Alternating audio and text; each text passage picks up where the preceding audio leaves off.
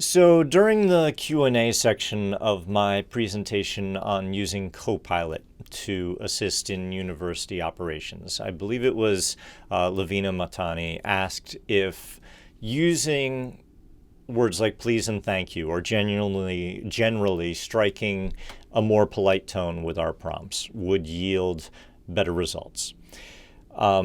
We were nearing the end of our time window for the presentation, so I gave kind of a general answer, but I think that this question actually cuts across a lot of really important areas, and I wanted to give a more thoughtful answer. So to start, it seems funny to say early on in the development of AI, because it seems very new to many of us, but nonetheless, a couple of years ago, in the early ancient days of AI as we have come to know it, there was a school of thought that treating AI like a human, more like a human, using polite conversational framing, was the best way to get a good answer. It is also interesting to note that in doing studies on this, they found that the results of that practice was not ubiquitous across languages. Because these models follow patterns in the language that they sample, for example, there was evidence that in Japan, where cultural politeness is more strongly emphasized, the Japanese language models returned better results with politeness included. But recent data has complicated the picture a little bit more. So if we look at newer empirical evidence, specifically there was a late 2025 study from Pennsylvania State University titled Mind Your Tone. We see something surprising. So very rude or highly imperative prompts often outperform very polite ones. Why is that? Because it seems that polite language adds a perplexity in the reasoning of AI. So in essence, it's linguistic noise. And when you strip that away, the model can focus more strictly on the command in front of it. So this leads us to a paradox. When we're interacting with AI, we in effect assume the role of a manager, as I talked about in our webinar. So we know that when we manage humans, probably the most important thing is agreeing upon a goal. We understand that a mindful manager respects their colleagues' autonomy. We don't micromanage because over-specification kills human creativity and trust, and it degrades performance, and ultimately it degrades our relationships. So we don't want that. We need to be clear, but we don't need to micromanage.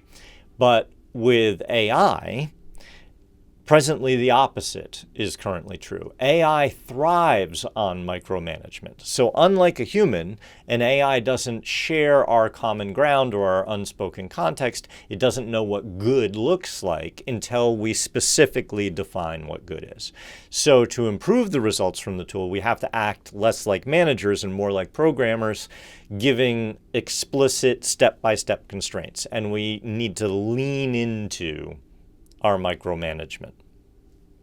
So for those of us using Microsoft Copilot, as we do here at William Patterson, this is even more critical because many enterprise versions of Copilot, like the ones we have, they don't have persistent memory. There's no global setting. So the AI starts every session from a blank slate. So this means that we have to manually inject that micromanagement into our complex tasks, whether that is uploading a style guide document at the start of a session or using some kind of a persona primer. We have to tell it exactly who to be, and you have to force those constraints to get the accuracy, as we've discussed. So we have to lean into the micromanagement repeatedly with every exchange. So one other thought I want to interject is in looking at the study, the Mind Your Tone study, the improvements that they measured are only on the order of 3 or 4%. So we need to consider chasing the perfect and the amount of benefit that we gain from changing the tone. Arguably, we could return higher efficiency or better results through other modifications to the prompt outside of the sacrifice of our prompting. But it is a bit of a cheat code that is suggested with the study. So this poses an interesting philosophical question. So if the data says that rudeness and command modalities make the AI more efficient, in the longer term, what does that end up doing to us? So as we spend hours every day barking orders at our algorithms, do we risk a linguistic bleed over where we habitualize ourselves into a transactional command control style of communication that eventually leaks into how we talk to our teams, how we talk to our friends and our families? So that is a concern. And I am of the opinion that we are already seeing online discourse degrade and spill into our broader social interactions. So, do we want to accelerate that by adding AI into the mix? I have certainly found that AI and dealing with AI, I deal with AI a lot. I talk with AI for, probably several hours a day.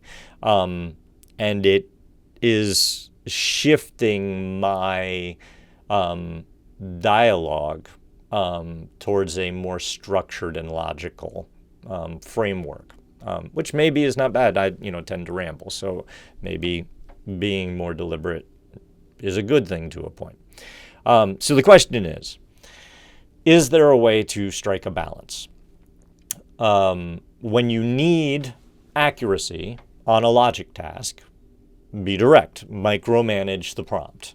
There is something called an emotion prompt technique where you tell the AI that a task is critical rather than being nice about it, or you stress the importance of getting it right. So perhaps we can strike a balance by introducing that kind of emphasis while also maybe spending a few extra language tokens so that we can also include some degree of politeness. Not for the AI's sake, because we know empirically that it doesn't benefit the AI, but for our own sake, for our building our own cognitive guardrail. I think it's worth pressing this issue because while at the present moment we have to meet the technology where it's at, in the end, we, and here I say we, the big we, the human we are building this technology ostensibly to empower and promote ourselves. So shouldn't we bend that technology to suit our aims and not sacrifice the communal aspects of humanity so that we can suit the technology? So what I want here is my Christmas list is for us to be masters of the machine while safeguarding the things that make us a civil and safe and compassionate society. So I would say perhaps the best safeguard is to remain mindful and deliberate in the use of the technology, and collectively perhaps we can be productive while not letting the efficiency of the algorithms erode the empathy of the user. So, so thank you for the question. And I appreciate having an extra minute to reflect on that.